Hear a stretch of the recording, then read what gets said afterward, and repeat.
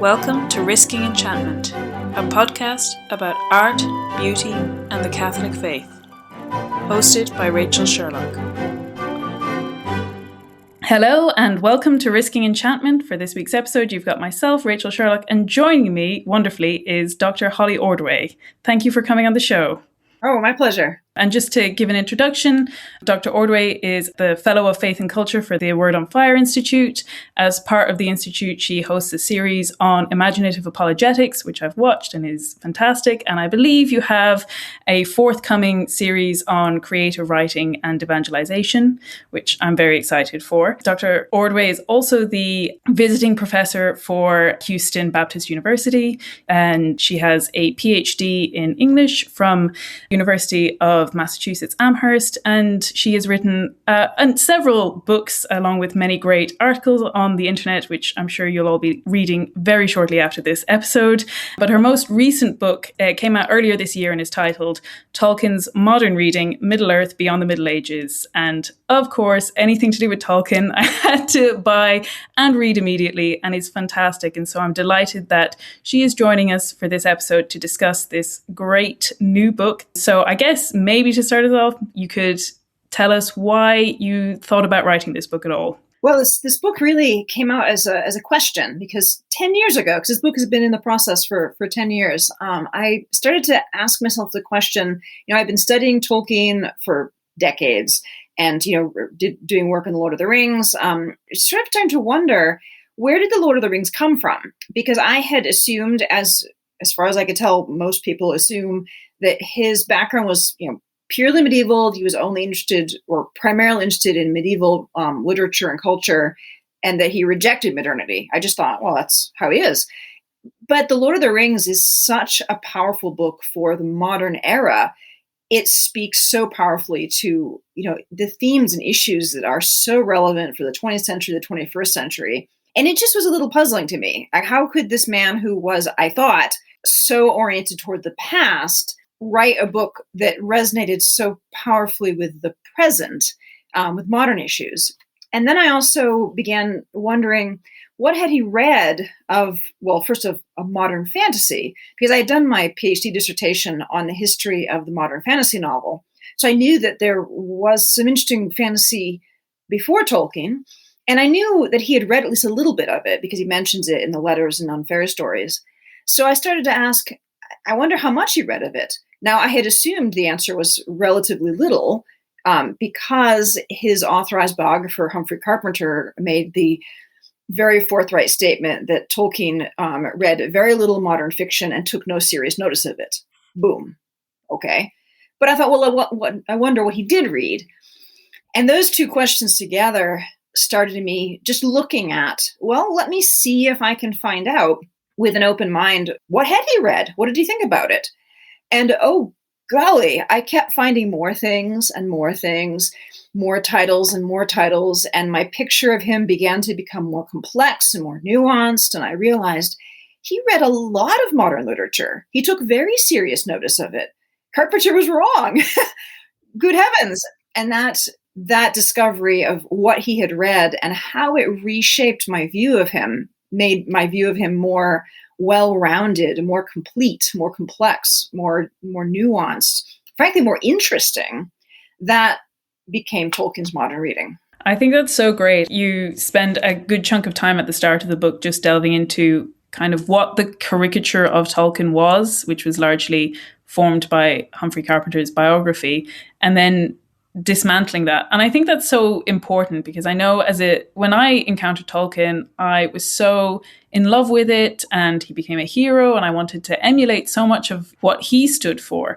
And there was genuinely there was a part of me that was like, but I like all of these things in my modern life. I like TV that's coming out. I like knowing what's happening in the world. Like, is it a case of one or the other? And obviously that's just like a very small personal experience, but it was really reassuring to find that he was more complex than that and he had more nuanced views and that he was able to embrace all kinds of different art and culture, and also that even that impacts his writing. I know there's a quote from Lewis about nobody could influence Tolkien, and that's so profoundly untrue, but that he was able to enjoy the world. And I think, particularly as Catholics, I think we're often tackling that question, which is how to live in the world and yet be a part of it. And I think we're missing a fantastic example for ourselves if we don't know about the Tolkien that was interested in science fiction and was interested in current events and whatnot. So I don't know, maybe if you want to just talk about that idea of the caricature of Tolkien and why it's so one focused and not the full picture at all. Yeah, it's a fascinating question. And indeed, that's one of the reasons why the book took 10 years to write, because I was about 6 years in that I had this epiphany of, this is really a different picture than I thought. And then I started to ask, why was it that I had this picture in the first place? Because it's very much entrenched. Now, I do want to credit where it's due. There have been some Tolkien scholars who knew that this wasn't quite accurate. And I've got their work in my bibliography. I make use of them. But they were few voices, far between, and these things they were bringing up about, well, Tolkien did read this modern author or that modern author. It always got taken as an exception because we all knew, right, that he disliked the modern world and was oriented towards the past. And, I say this with all fairness because I also held that view. I accepted this, why shouldn't I, right? And it was only digging into the research, the evidence, that I realized that it wasn't the case. So I think there's a couple of really interesting strands as to how this picture came about that's so flat, so one-sided. Humphrey Carpenter did a lot of that in his biography and in his group biography, The Inklings. And I go into that in some detail in the book. And, again, I didn't set out to disprove Carpenter. I just discovered halfway through that he wasn't reliable in the way that we've all thought that he was reliable, or that a lot of people thought he was reliable. It's quite interesting. Since Tolkien's Modernity has come out, I've gotten a lot of messages from scholars saying, I always had a feeling there was something that was missing or not quite right, and you finally shown me what it was, which is interesting. But it's not just Carpenter. He, I think, sort of rigidified this image, but he wasn't the one who created the image. There's a lot of different factors that came into play. And one of them, interestingly, is that even in Tolkien's lifetime, people seem to want to put him in this box. There's one interview that particularly struck me where the interviewer was basically trying to feed Tolkien a question about disregarding the modern world, about not reading the news or anything like that. And Tolkien corrects him and says, no. In fact, I read the newspaper. In fact, I take 3 newspapers. And I'm very interested in what's going on in, the local area, national news, international news. He stresses that point to the interviewer who was trying to get him to give this sort of stereotyped answer. And I think that there's long been, even from Tolkien's own day, a desire to kind of safely put him in a box, because nostalgia is safe. Nostalgia doesn't challenge us. And that, I think, is the really important thing about recognizing this view of Tolkien. Because I want to be clear, there's nothing wrong with being primarily interested in medieval literature. If that's how Tolkien was, then great, that's how he was. No fault there. But I think he wasn't, though, and he was interested in more things. And he critiques modernity. That's the thing. He doesn't just blindly accept it. He has a lot of very critical things to say about it, about the abuse of technology, about totalitarianism, about industrialism. He's got views. He's anti-apartheid. And I think that people don't really want to be challenged by these, because if they accept that he was engaging with modernity in a serious way, then his critiques have got power. He's not just, speaking out of nostalgia. So I think in a sense, throughout, all of his reception, including during his lifetime, people have been made uncomfortable by this critique, and they've wanted to put him in that safe little box of the nostalgic Tweedy Oxford Don, so that they don't have to take into account that he's critiquing modernity not from a nostalgic, stuck in the past perspective, but from a profoundly knowledgeable, insightful, aware, discerning perspective. His critiques have got a lot more bite if we realize that. Absolutely. I watch very little live TV these days, and I happened to watch a single program with my dad recently, and I think it was called the Good Old Days, and it was about sort of the Victorian construction of the idyllic countryside. But they went past the Victorian age and talked about the Shire and Tolkien. And, they did a fair enough job of not just saying that he was being ridiculously romanticizing that the countryside is actually a hard place to live, especially in those areas of extreme poverty. But I did think it was really interesting. There is that just expectation of, of course, when Tolkien wrote about the Shire, he was being sort of idealistic and nostalgic, like you said, and reaching for the past. And that's not true or fair. And that I think one of the parts that I really kind of latched onto in your book was when you were saying about how he had cars and he did like driving. And I know a lot of people bring up this quote, and I believe it was in that TV show, of saying like roads are destroying England. And again, that was, I think he even specifies, I have less of a problem with cars than I do with roads, and the sort of like steamrolling of progress into every part of the world, and not just kind of taking it slowly. And I think there was one of my favorite quotes was he said something like, something that is good in 2 or 3 is usually bad in 5,000. And anyone who's stuck in traffic on a rush hour will certainly know how that feels. But that sense that he also didn't idealize the past. He said that the medieval Oxford would have been full of noise, and that the ancients felled a lot of trees for smelting and shipbuilding, and that they weren't so like amazed and awed by every oak tree as I feel like Tolkien was, but that those things don't preclude a cultivating of a respect and a stewardship of the countryside, and not submitting to an onward march of progress and technology simply because that's the way of the age or something like that. Exactly. And I think that this sense of getting his context is important, because, in Oxford now there's the green belt, and we can look at the countryside and say, oh, how lovely this is, how beautiful Oxford is. But Oxford came very close to having a major highway put straight through the center. It was staved off by the efforts of the townspeople, but it very nearly happened.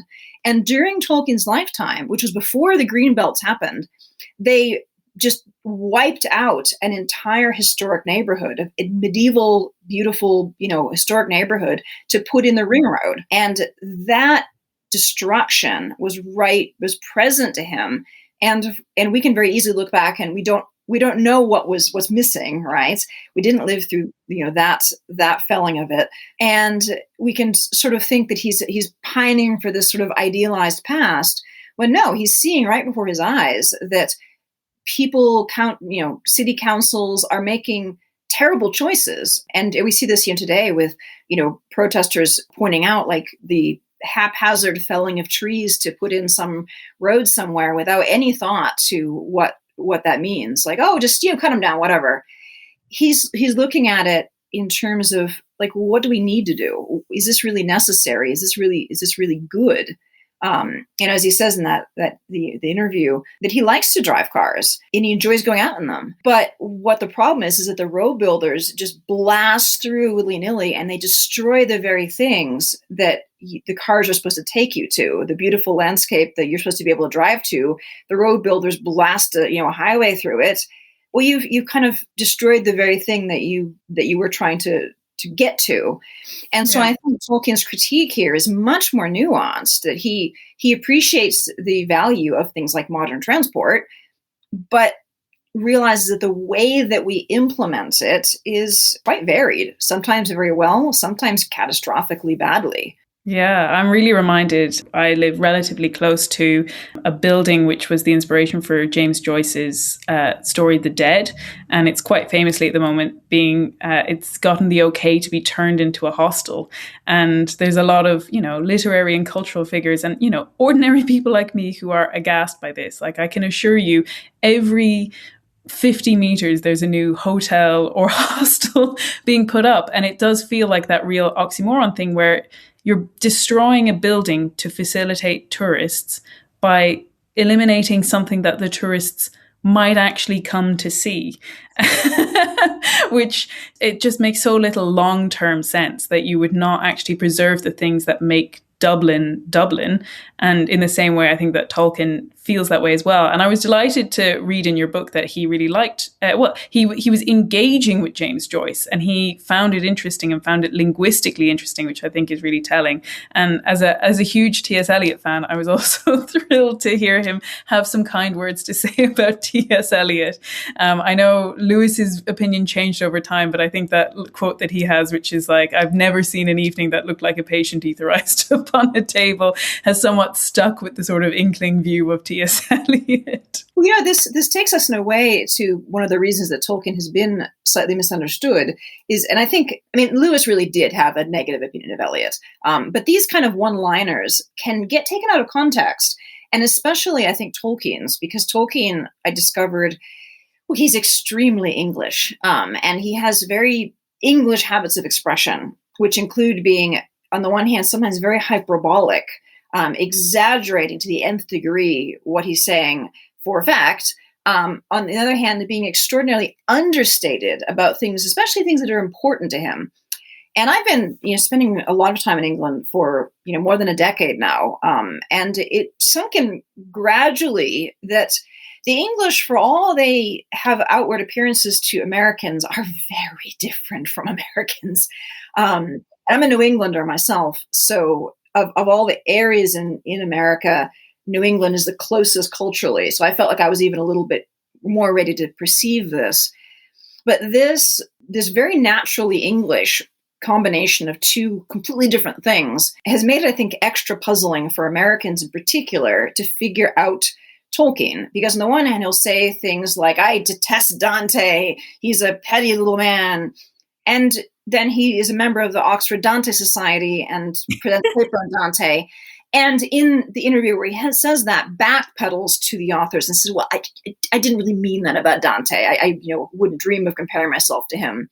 So we have there a little glimpse of the way that, for once, he realized that his hyperbole in print would take on a sort of fixity of meaning that is not what he intended. If you think about him hanging out with the Inklings, they would have, and we know that they were very vigorous and very playful, and you can just imagine the exaggerated, "Oh, T.S. Eliot's the worst," kind of things flying around, the bird and baby.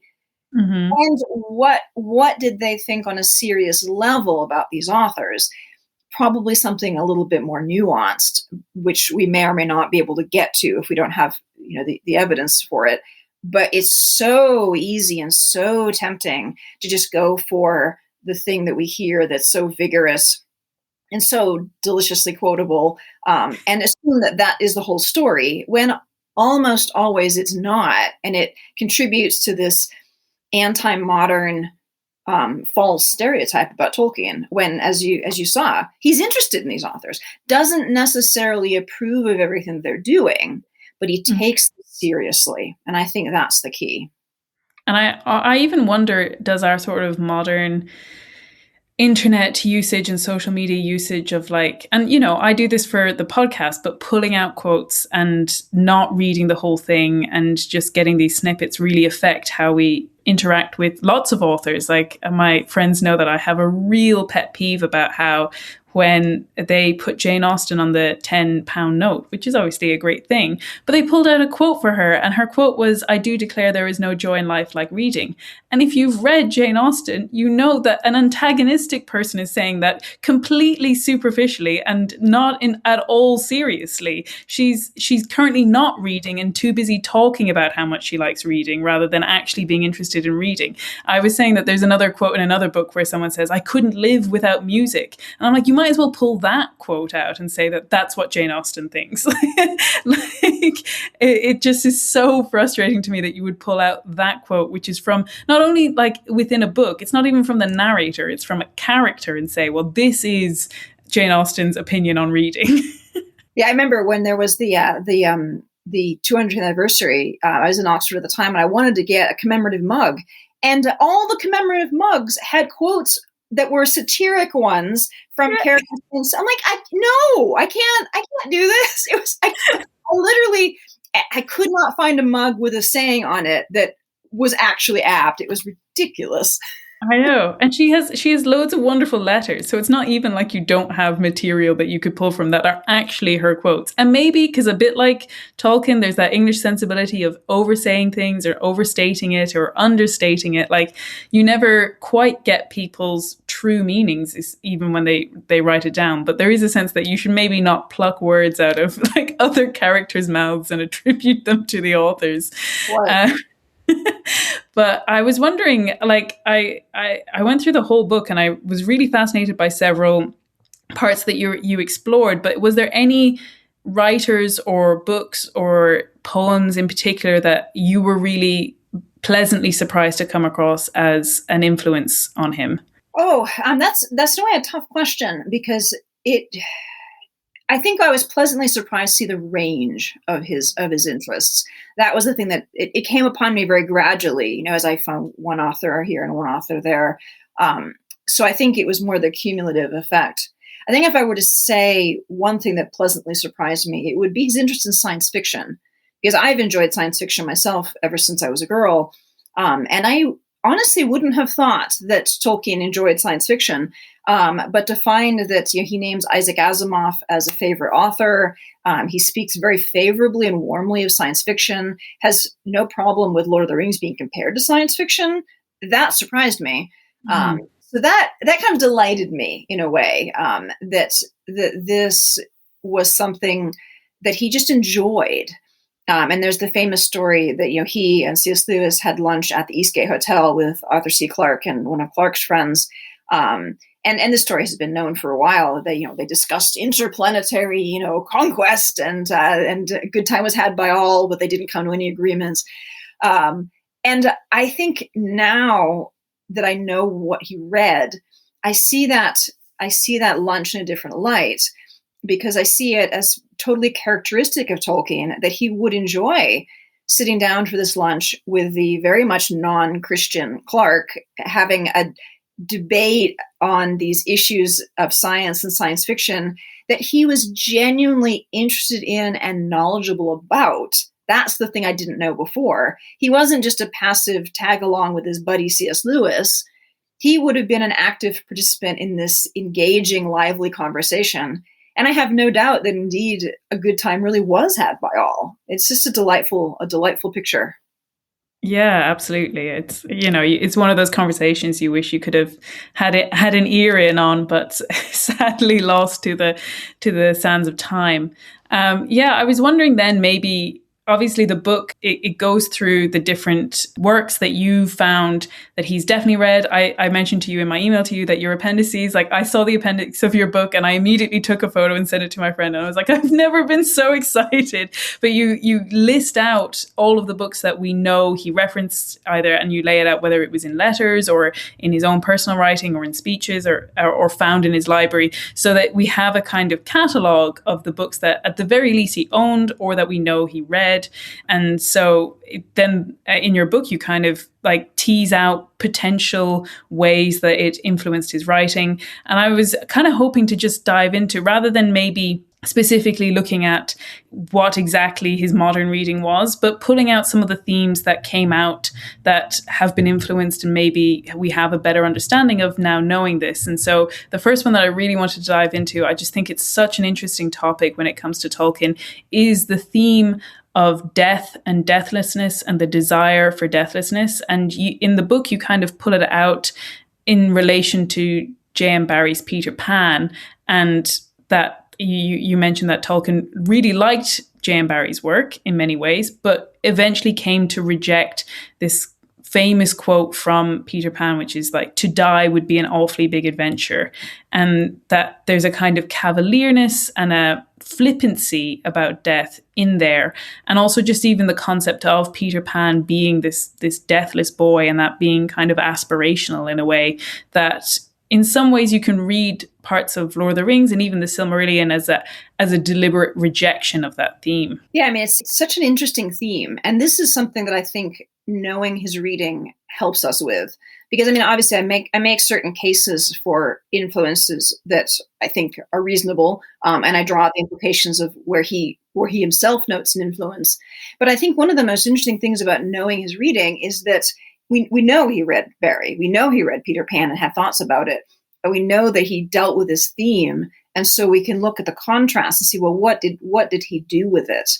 And I think, again, context and chronology has often just been disregarded in looking at Tolkien, as if he was eternally, a 70-year-old man, forever. As a certain kind of deathlessness, but not the kind that Tolkien would have wanted.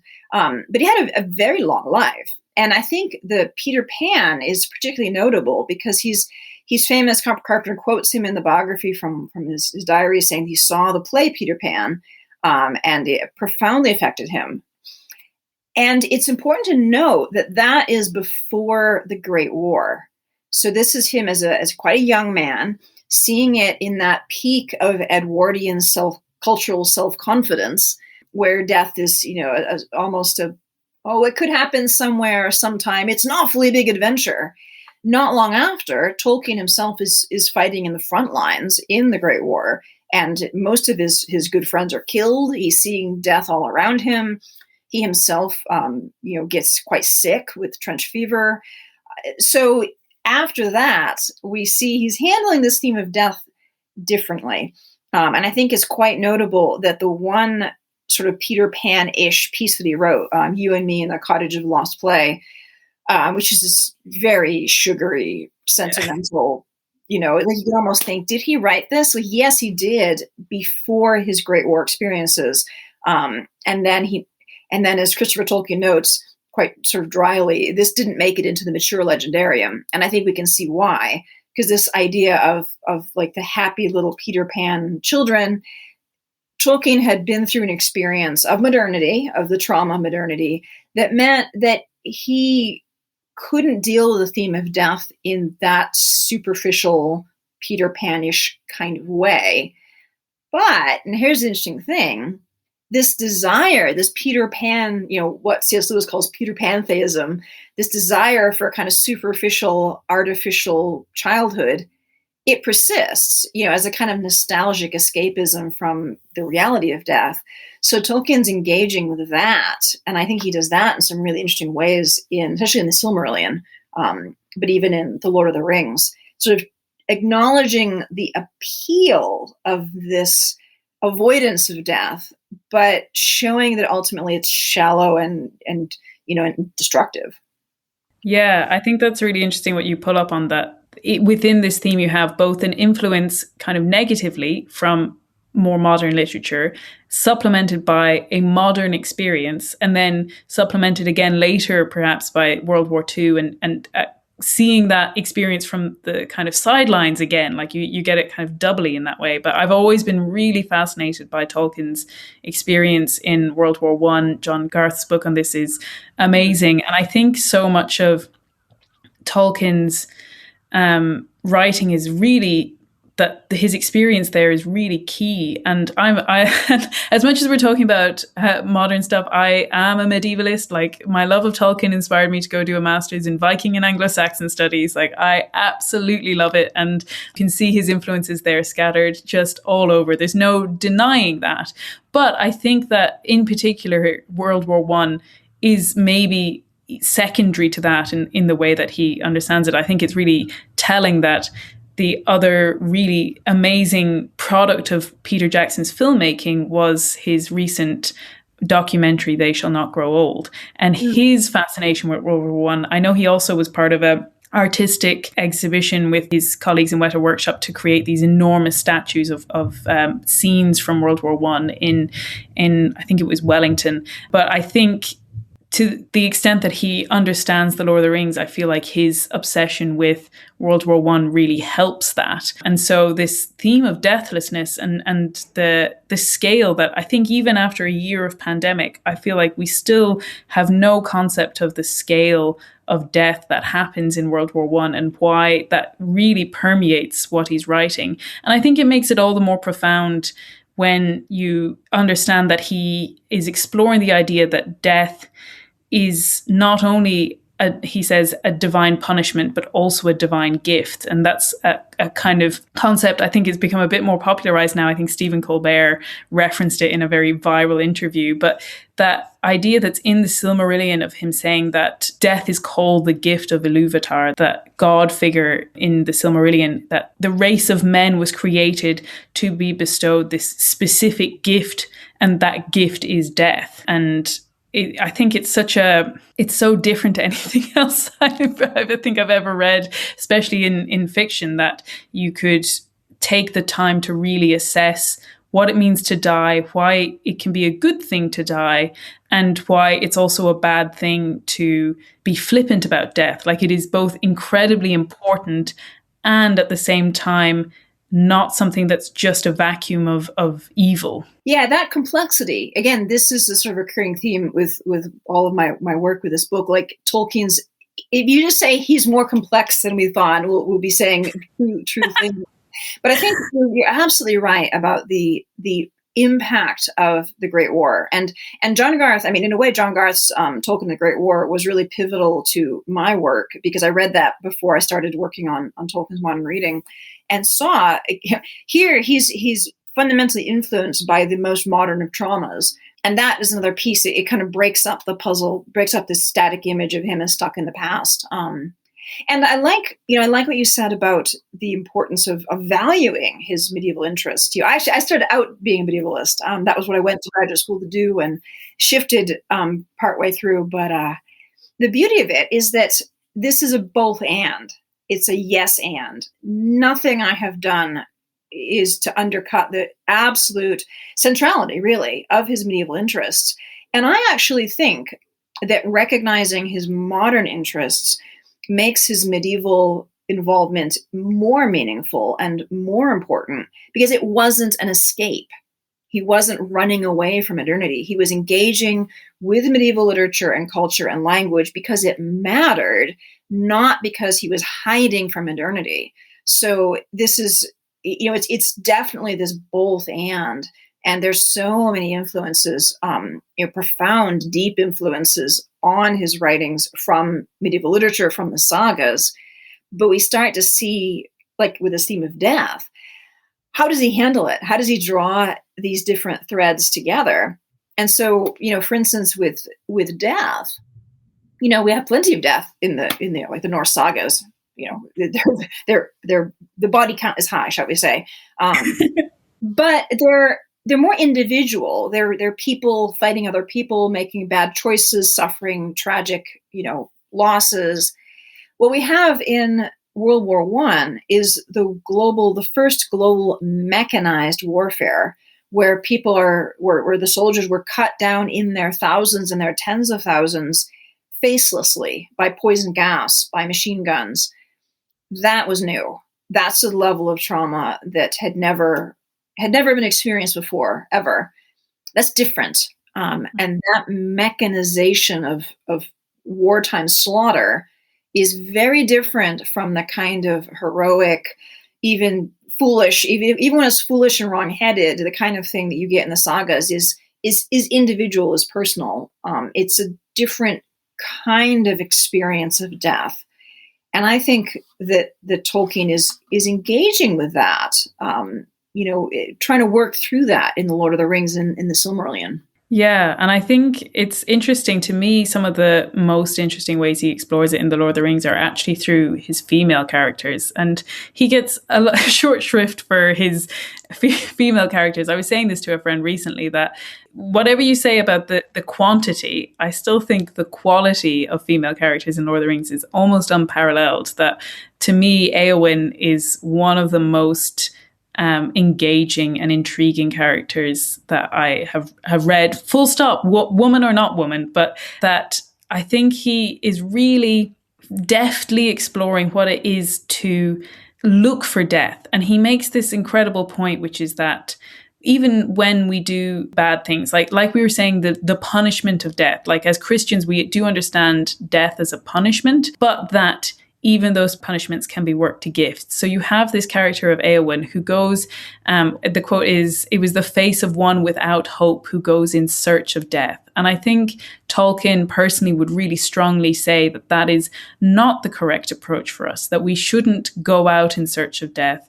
Even the Cavalier, it would be an awfully big adventure, whether it's out of despair or out of flippancy, that neither of those things actually speak to the truth of what we should be doing with our lives, which is sacrificing them, but not on our terms. I think that's what's so interesting about Éowyn, is that everything, she wants it on her terms. That, when she's healed in the houses of healing, she wakes up and says, like, "It is not always good to be healed. I went in search of battle and even bitter pain, and I have been healed, and I wouldn't choose this." Or, she says, "I looked for death in battle, but I have not died, and the battle goes on." And she's just heartbroken at this idea that she wasn't able to choose a glorious death. And, Tolkien is so careful about that. And in some ways you feel like maybe she's vindicated, because she does destroy the Witch King of Angmar. She does destroy the head of the Nazguls. And so something good came out of it. So was it the right thing for her to do?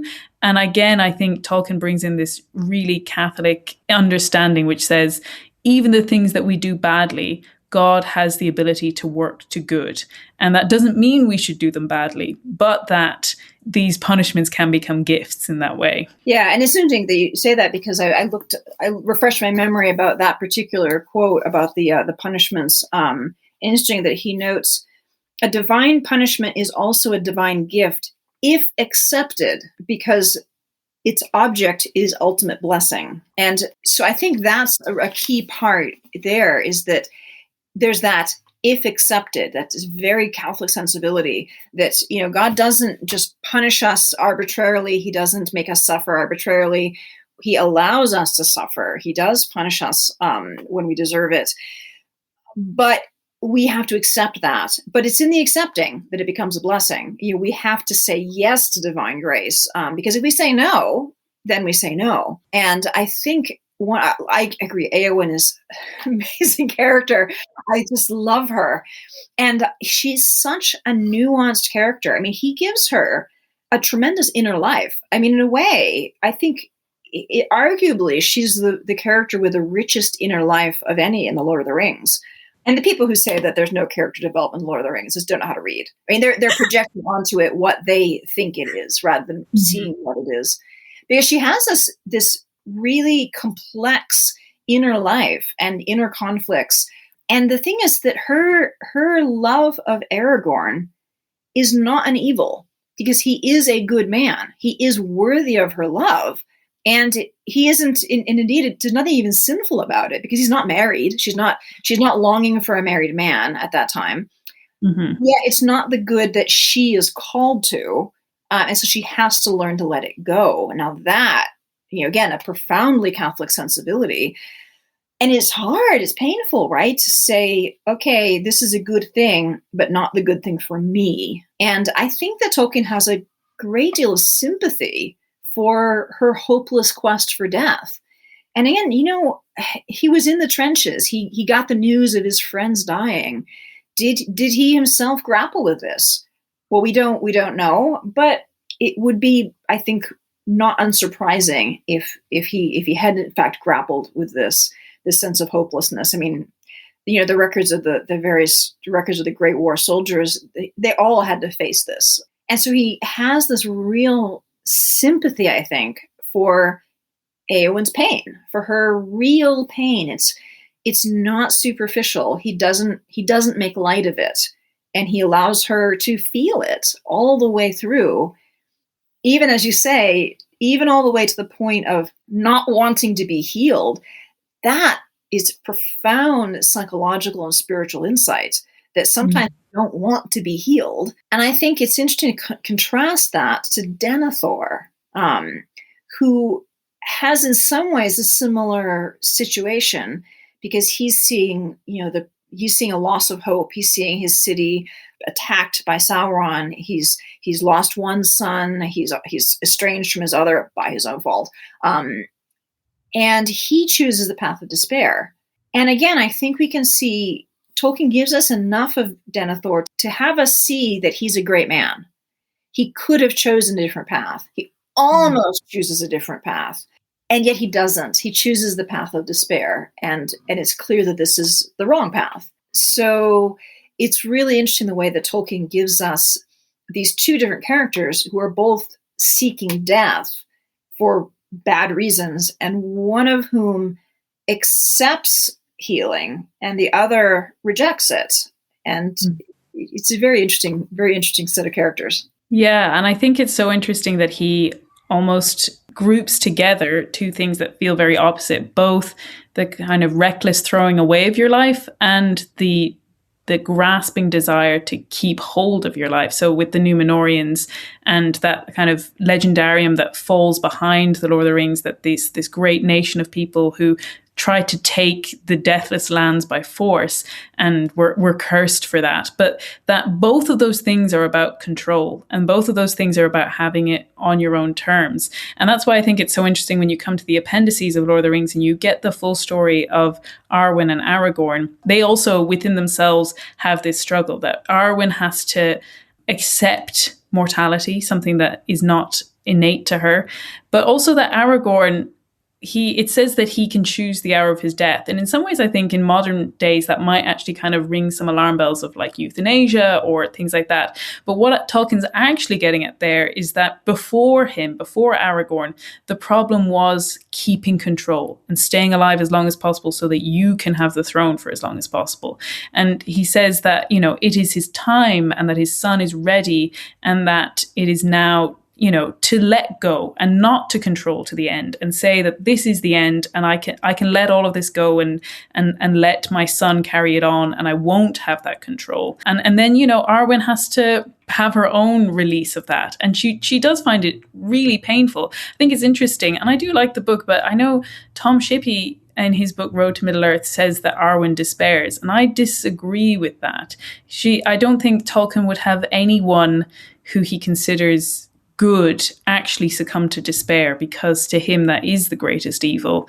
That she maybe goes in sorrow and spends days in sorrow and lets herself die alone, but that's a question of her letting go. I love that line. It's so powerful when he says, "But Arwen became as a mortal woman, and yet it was not her lot to die until all that she had gained was lost." So she not only has to let Aragorn go, but anything that she had gained through this choice, she had to lose before she could die. That's such an incredibly hard road to walk, to ask anyone to walk. Yeah, and I think I agree with you about that. I don't think she despairs. And I think this is part of our modern confusion. We don't understand suffering. We tend to think of suffering as a unmitigated evil. But Tolkien would have said no. And in the Catholic perspective, the full-bodied Catholic perspective says no. Suffering is unpleasant. We should never seek it. But if it comes to us, as in his letter, it's a divine punishment that if we accept it becomes a gift. Well, in a sense, we can see Arwen is kind of drinking the full cup. It's very bitter, more than she would have wanted, but that actually is the essence of accepting the divine gift. You can't say, no, that's enough suffering for me. That's all I want. Because then it comes back to what you said, this idea of control. The whole point is to say, not my will, but yours be done. And if that means the stripping away of everything that she loves, everything that she has held on to, of course she's going to sorrow. I mean, come on. But that doesn't mean she despairs. Actually, you can, in a way, see that she doesn't despair because she doesn't try to hold on to it. Denethor does. See, he tries to hold on to it. When he thinks that all is lost, he tries to hold on to it by the very act of choosing to throw it away. He's trying to say, it's my life, is mine to throw away. That's how I'm going to exert my control. And that is a very different thing, first from Aragorn saying, okay, now is the time, I'm going to let go. And then Arwen is saying, I accept this, I'm going to let the things be taken from me. And because of those choices, we see that they do well. They make the right choices. I think he even says a line, something like, in sorrow we must go, but not despair. And that to despair would be to lose at last to Sauron. That even after all of this time, that you could still lose that battle if you give in to despair at the end. And I think it also really highlights, it's such a famous line from Lord of the Rings, all we have to decide is what to do with the time that is given to us. And there's a book called The Gospel According to Tolkien by Ralph Wood. And he has a section where he talks about how and so much of the Silmarillion is about this. If you have unending time, that you can either give in to pride or despair. That if you feel like you've got endless time, you have all the time in the world to do whatever you think you ought to do. And so there's always tomorrow. You can always put it off the good until tomorrow. And if you also feel like you're never going to stop failing, that you're never actually going to achieve what you ought to do, then you despair in that way. So that actually putting us within time, and in that way it's the gift, because then we get to look forward to being joined with God at the end of our lives. In the Silmarillion, it even has that line about saying that, and it's St. Augustine, like our hearts are restless until they rest in you, Lord, that Ilúvatar created man not to feel at rest in the world, whereas the elves feel completely at rest in the world. This is their domain, that it is not their destiny to leave this world. So they find complete satisfaction in it to a certain extent, especially in the land of Valinor. But that for man, it is never to feel at home in his own home, because there's something greater to yearn for. Yeah, it's fascinating what he does with this. And I think the Silmarillion is a very complex, a whole legendarium, it's enormously complex. And I think it's interesting to note that Tolkien's very clear that his elves have conditional immortality. They are immortal within the circles of the world. And I think with a materialist perspective, it's easy for some readers to assume that just means immortality, point blank. But it's not, because the circles of this world will come to an end. And then what happens to them beyond that, they don't know. They're bound to the circles of this world while this world exists. So their immortality is not the immortality of Ilúvatar or of the Valar. It's a created, conditional, well, basically a very extended longevity. And it gives us an opportunity to see, well, yeah, as you say, different attitudes playing out. What do you do if you have all of this time? And one of the things that we see, I've seen this joke before, an alternate title for the Silmarillion, Elves Behaving Badly. And because so many of them do. I mean, it's, I think, a bit of a shock in a way. If you come to the Silmarillion, you've heard about the Silmarils, and the Silmarillion is all, that whole part of the story is all about jealousy and possessiveness and vindictiveness and people making oaths they shouldn't make and holding to them when they shouldn't hold to them. And like, no, Theodore, stop it. And so you see the functioning of pride, and the fact that they have long lives to do it in doesn't help. In fact, it makes things worse, because they have, centuries to nurse their vindictiveness and their feuds.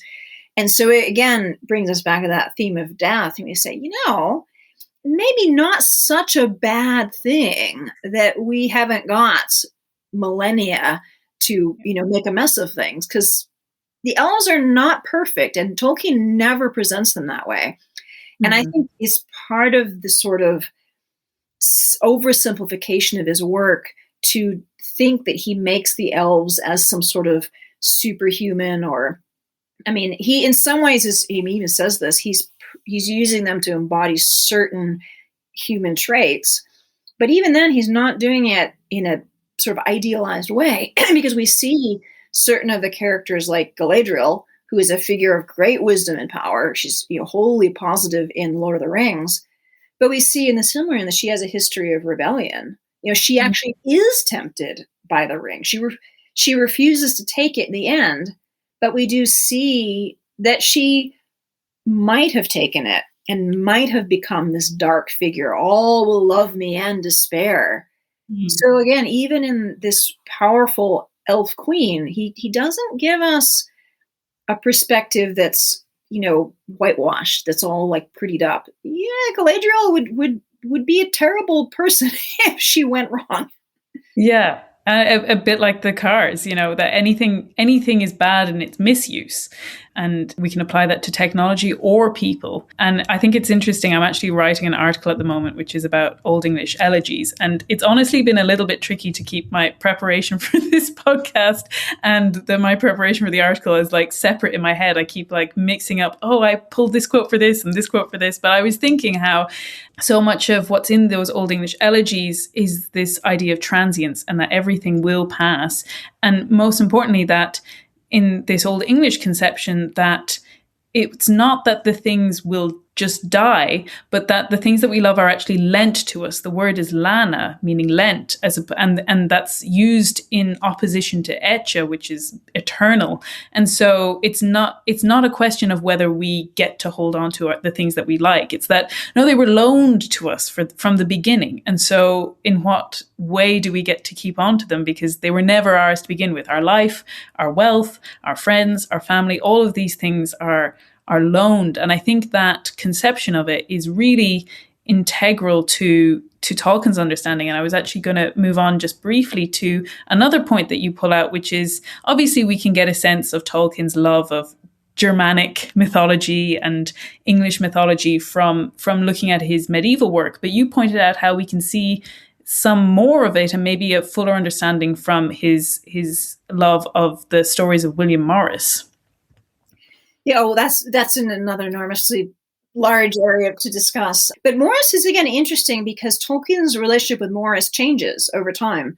Morris was very much a trying to popularize a kind of medievalism.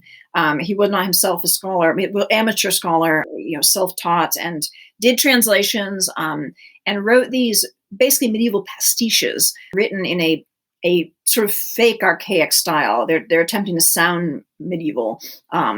They're very distinctive prose, to say the least. And he was a major figure in his time. He's not read now, and honestly, for good reason. He's read by some folks, but he's not. It hasn't lasted. And that is actually an interesting point of contrast because Morris was hugely popular, and he is rightfully not now. Tolkien grows in popularity and rightfully. But Tolkien encountered Morris's stories very early on. Certainly, he knew the story of Sigurd in the Red Fairy book as a little boy.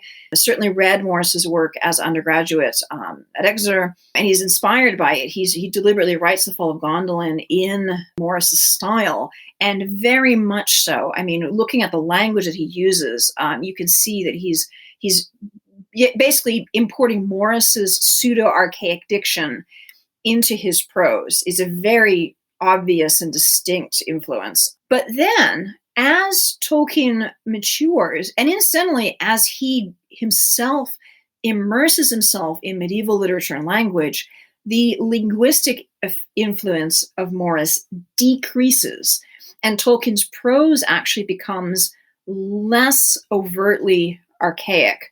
And that's a point that not many some scholars, but not many have picked up on, that he does use certain archaisms, but relatively few. And if you look at his early work, he definitely moves out of a Morrisian period into one that is much more a modern prose style.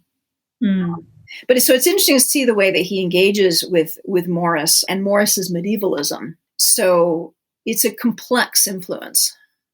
Yeah, and I think what really struck me was that you pulled out, in particular, there was one book, The House of the Wolfings, where Morris expresses this quite negative view of the Roman Empire. So he writes this book from the Germanic tribal perspective, and that there's not that many examples of books where it takes the Romans as the evil ones. It's almost like taken as given for so much of like Western conception. And I think what's interesting is both Morris and Tolkien reject that. And I think it's particularly interesting for Tolkien because, again, I feel like so much of our expectation is given that because we are Roman Catholic, that means a particular affiliation with the Roman Empire and not just with the Christian experience in Rome, that those things are separate. I know you note that he goes to Rome with his daughter and really enjoys it and takes a lot of pleasure out of it. It doesn't mean that he's sort of like anti-Italian, but that he saw the Roman Empire as this invading force, this destructive force, and that it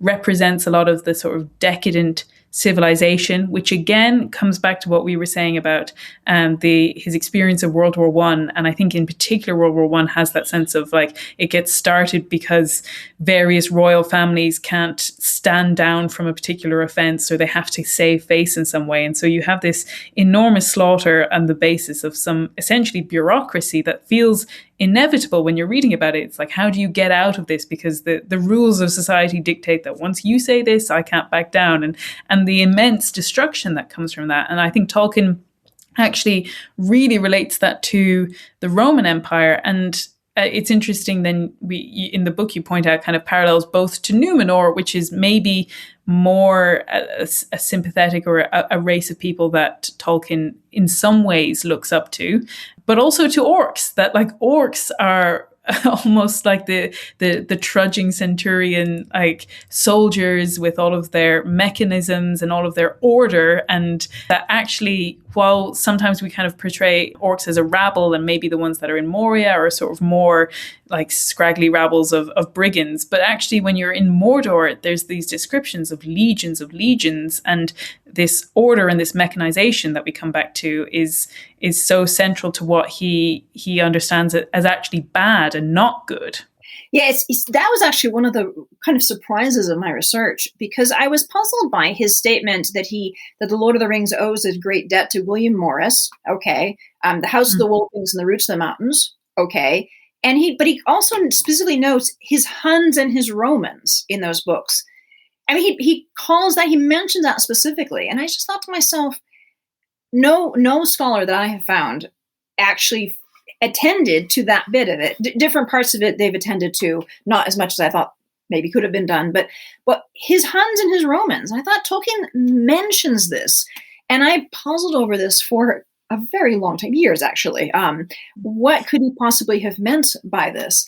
And I began to see in his letters these persistent references that are negative about the Roman Empire, and then discovering in other various references that he geographically envisioned Mordor as basically in the Mediterranean.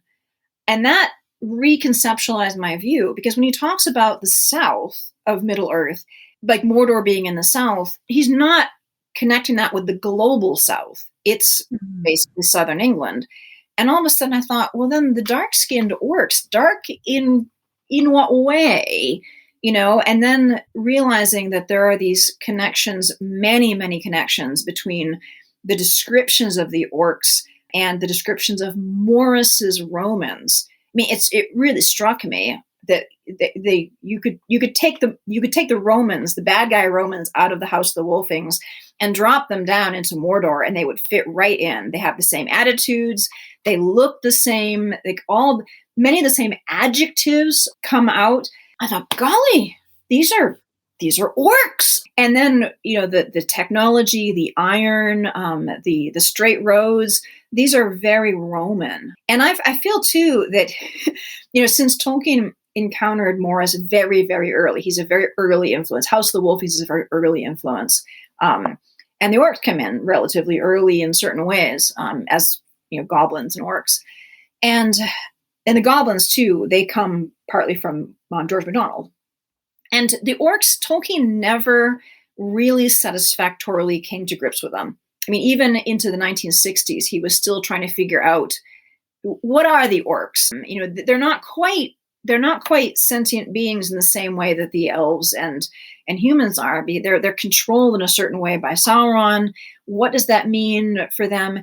He never fully came to grips with it. And I tend to think that this is possibly due in part by the fact that they had a primarily literary inspiration, as opposed to being part of his theological and linguistic inspiration. I think the orcs came from Morris and maybe a bit of MacDonald, whereas the elves came a different route. And I think that helps to understand some of the sort of theological tensions with the orcs that he was well aware of and never quite resolved. But it does again, I think it helps us to look at the orcs in a different way and to see them, not so much in terms of theology or racial issues, but in terms of totalitarianism, which is a huge issue for Tolkien.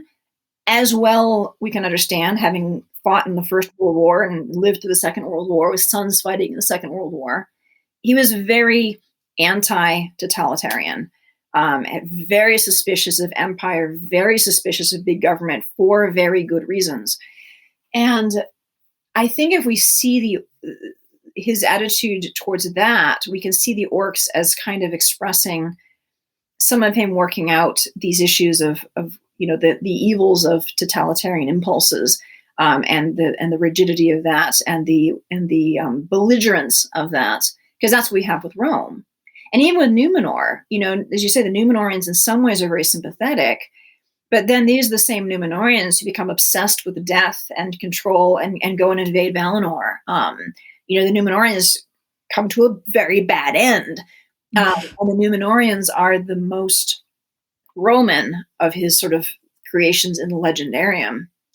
And it's interesting that my last point here is interesting that you noted the elegies, because I see a very similar attitude there. Like in the medieval elegy, something like the Ruin, looking at civilization in a very different way than we tend to now. The medieval elegists, well aware that hundreds of years before, civilization was at a higher peak, and then it fell, and here we are meditating on the ruins. And Tolkien had seen kind of that peak of Edwardian cultural self-confidence come to bits in the Great War, gradually kind of come together again, come to bits in the ghastly horrors of the Second World War. So I think Tolkien is, in a way, connecting that medieval sensibility, that awareness that civilization is not a constant state of progress. Civilizations come and they go. Rome came and went as an empire. Numenor came and went as an empire.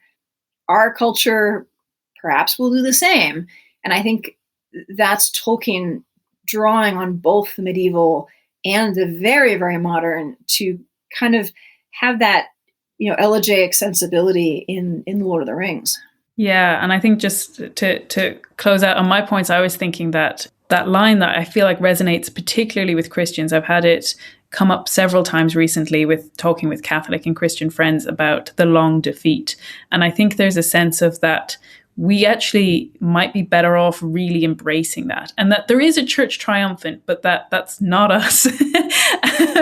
That sense of the long defeat. And I know in the book you pull out a quote from Tolkien where he's talking about what's going to happen at the end of World War II and how it's going to be the big folk that come down and like mandate their solution and what they want.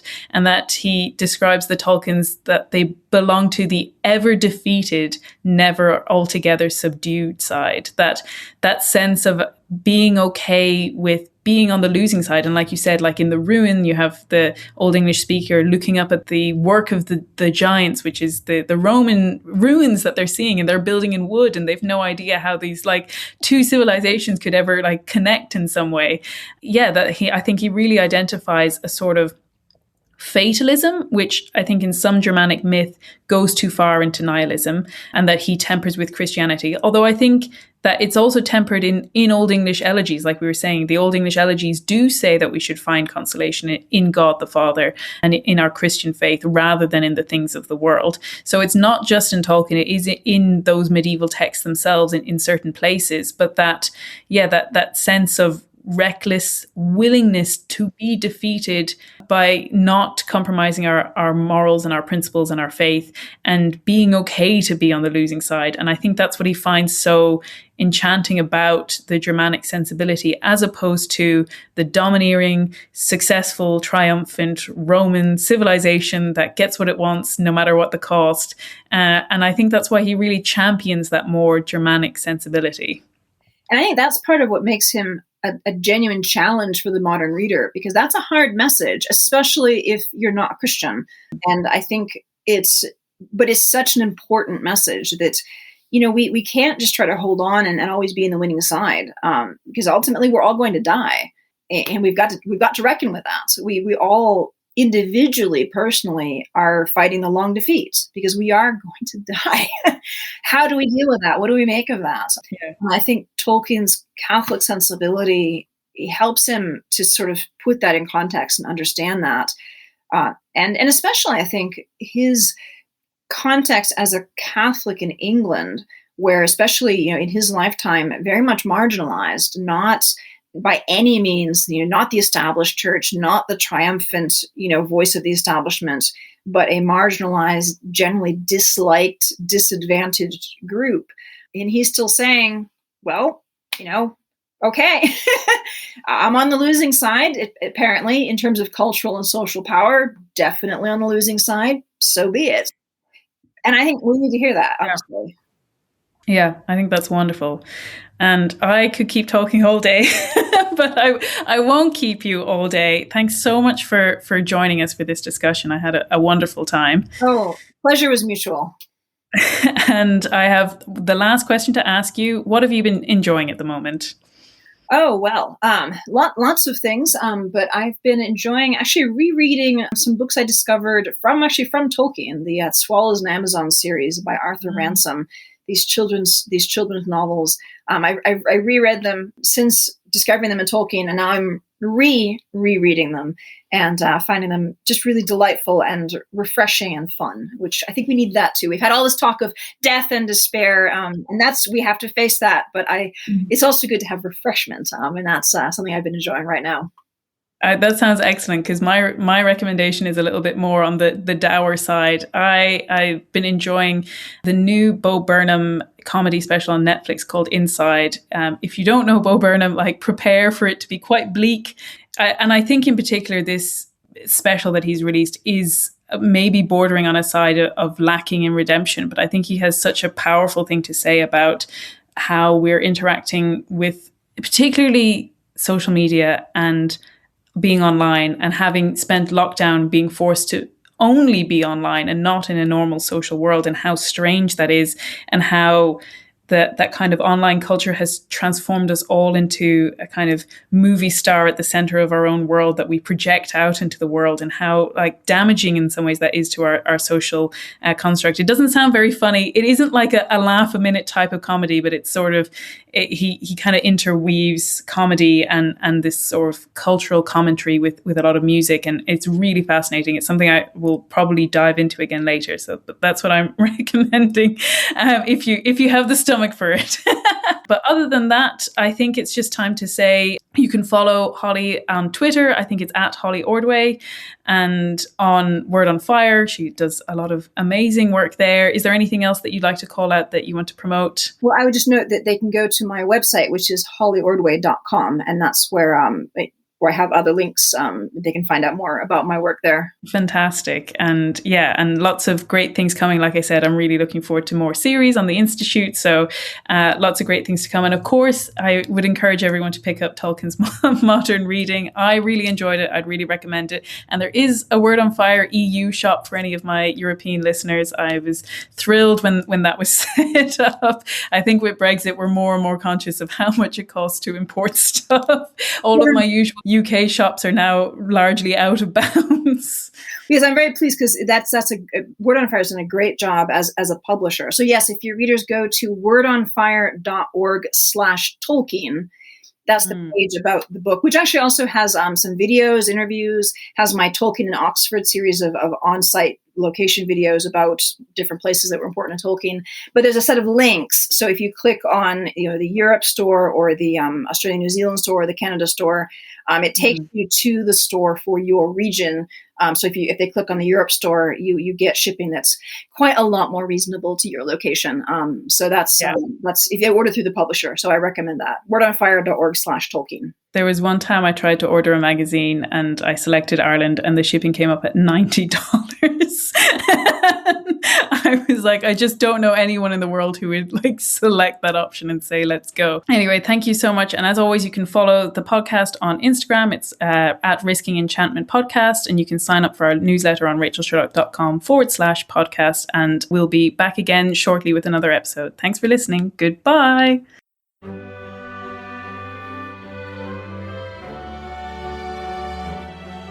This has been Risking Enchantment.